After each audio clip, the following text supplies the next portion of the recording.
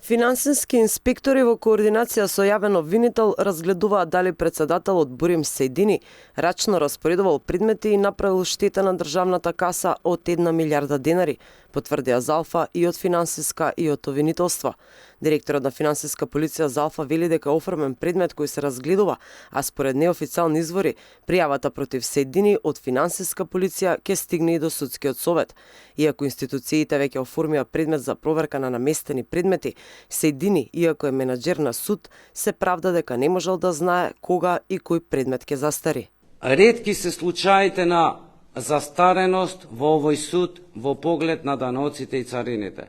А тоа е кога веќе изминате апсолутниот рок на застареност од 10 години, да не грешам, нема можност да има евиденција кога се застаруваат, бидејќи судот не утврдува застареност.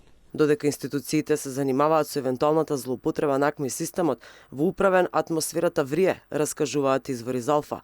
Анонимните пријавувачи кои вчера председателот Сејдини ги обвини дека му го рушат угледот и интегритетот, Залфа тврда дека постои список на судскиот управител на кој се заведени 190 застарени предмети од областа на финансиите. Поради јавните објави, вработените велат дека се нарушиле меѓучовечките односи помеѓу судиите и председателот, а веќе сите во судот биле убедени дека тој ќе биде разрешен. Во судската зграда се споменува името на судиката Елмедина Асани, која според шпекулациите од внатре, таа ќе седне на столчето на Сејдини.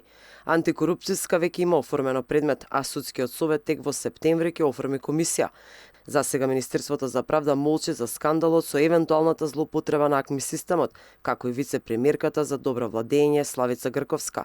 Според досегашната пракса за злоупотреби на АКМИ системот, поранешен председател на суд е на издржување казна затвор, а разрешени се и неколку судии.